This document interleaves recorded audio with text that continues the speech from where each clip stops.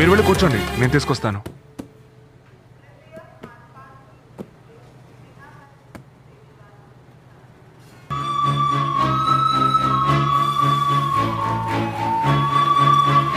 సూర్య, ఒక విషయం మర్చిపోయాను, వస్తాను ఉండండి.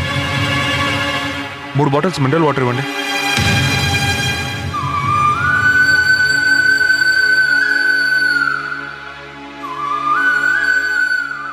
ఇవ్వండి.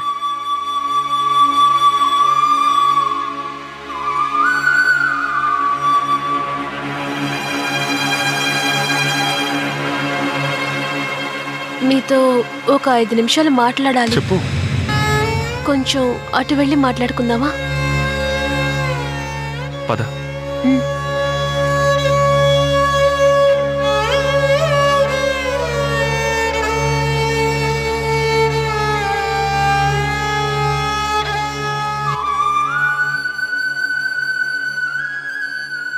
ఏదో ముఖ్యమైన విషయం మాట్లాడాలన్నావుగా, చెప్పు.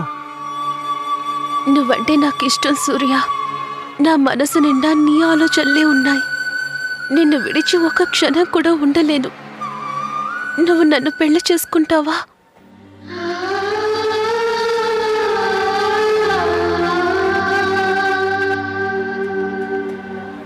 ఏంటి, నేను అడుగుతుంటే సమాధానం చెప్పడం లేదు?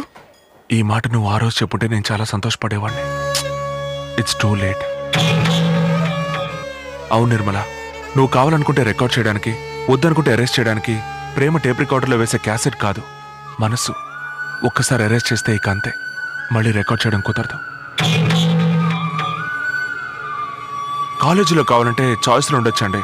మ్యాథమెటిక్స్ వద్దనుకుంటే ఫిజిక్స్, ఫిజిక్స్ వద్దనుకుంటే హిస్టరీ అని. కానీ వీడు కాకపోతే వాడు అని లైఫ్లో మాత్రం చాయిస్ ఉండకూడదు. వీడే నాకు కాబోయే భర్తను ముందు డిసైడ్ చేసుకోవాలి, ఆ తర్వాత లవ్ చేయడం ప్రారంభించాలి. మిషన్ రిపేర్ అయ్యేంత వరకు దాని గురించి మనం ఎవరూ దిగులు పడం. కానీ ఒకసారి రిపేర్ అయ్యి సరిచేసిన తర్వాత మళ్ళీ ఎప్పుడు రిపేర్ అవుతుందో ఏంటో అని దాని గురించి దిగులు పడుతూ ఉంటాం. అటువంటిదే లైఫ్ కూడా. భార్యాభర్తల మధ్య గొడవలు రావచ్చు, కానీ అనుమానం మాత్రం రాకూడదు. అంటే నువ్వు నన్ను అనుమానిస్తున్నావా? నేను నిన్ను అనుమానించట్లేదు, కానీ నువ్వు నన్ను అనుమానించకూడదు. సరే, ఒకవేళ నేను నిన్ను పెళ్లి చేసుకున్నాననుకో. ఇప్పుడు నువ్వు ఒక డాక్టర్వి. ఏదో ఒక రోజు నీకు హాస్పిటల్లో పని ఎక్కువగా ఉంటుంది. అప్పుడు ఇంటికి రావడానికి లేట్ అవుతుంది. వెంటనే ఏమైందో ఏంటో అని కంగారు పడి నేను హాస్పిటల్కి వచ్చాననుకో. నువ్వు నా గురించి ఏమనుకుంటావు? ఏంట్రా ఎప్పుడు రాని భర్త వాడు వెతుక్కుంటూ వచ్చాడు, ఒకళ్ళు నన్ను అనుమానిస్తున్నాడా అన్న సందేహం నీకొస్తుంది. ఇదే విధంగా ప్రతి విషయంలోనూ తప్పు చేశారన్న బాధ నీ మనసును తొలిచేస్తుంది. మలేరియా, జాండీస్ ఇవన్నీ వస్తాయి. ఒక్కోసారి రాకుండా కూడా పోవచ్చు. కానీ మనం ముందు జాగ్రత్తగా వ్యాక్సిన్ వేసుకోవట్లేదా? అలాంటిదే జీవితం కూడా. మనం జాగ్రత్తగా ఉండడమే మంచిది.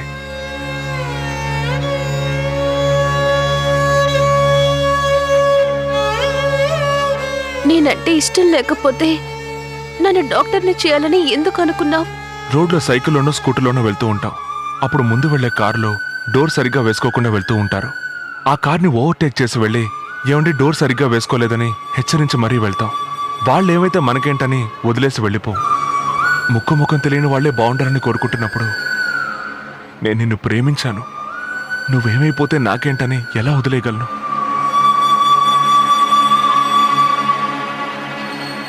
ఇప్పుడు నువ్వు ఒక డాక్టర్వి. నువ్వు నీ కాళ్ళ మీద నిలబడగలిగే శక్తి నీకుంది. నీకెవరిని నమ్ముకోవాల్సిన అవసరం నీకు లేదు. హఠాత్తుగా కాలు విరిగిపోతే సపోర్ట్గా స్టిక్ని యూజ్ చేసుకుంటున్నావు. కాలు సరి అవ్వగానే స్టిక్ని అవతల పారేస్తున్నావు. అలాగే నేను కూడా ఇన్ని రోజులు నీకు ఒక స్టిక్లా ఉపయోగపడ్డాను. ఇక నుంచి నా అవసరం నీకు లేదు. తెలుసో తెలియకో ఈ మధ్యకాలంలో రాధ నన్ను ప్రేమించడం మొదలుపెట్టింది.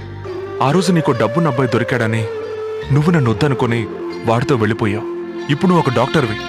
నీకోసం రాధను వద్దనుకొని ఆ రోజు నువ్వు చేసిన తప్పే ఇప్పుడు నన్ను చేయమంటావా? డబ్బున్న అబ్బాయి రాగానే మారిపోయిన నీకంటే 5 సంవత్సరాలుగా వచ్చిన సంబంధాలన్నీ వద్దంటూ నా కోసం వెయిట్ చేస్తోంది రాధ. తనే నాకు ముఖ్యం. నీ అంతస్తుకు తగ్గట్టు ఒక డాక్టర్ను, లేక అంతకంటే మంచి పొజిషన్లో ఉన్న ఒక అబ్బాయిని చూసి పెళ్లి చేసుకో. అదే నీ జీవితానికి మంచిది.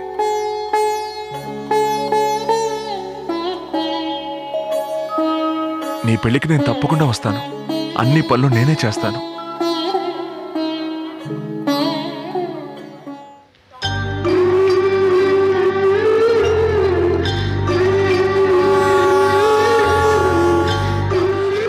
ట్రైన్ బయలుదేరబోతోంది. త్వరగా వెళ్ళి ట్రైన్ ఎక్కు.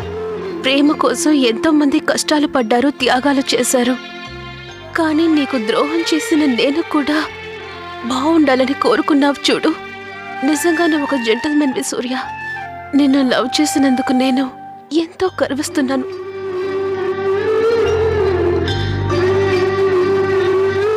నేను పెళ్లి చేసుకోవడం నీకు సంతోషం కలిగిస్తుందంటే తప్పకుండా నేను పెళ్లి చేసుకుంటాను. వస్తాను సూర్య.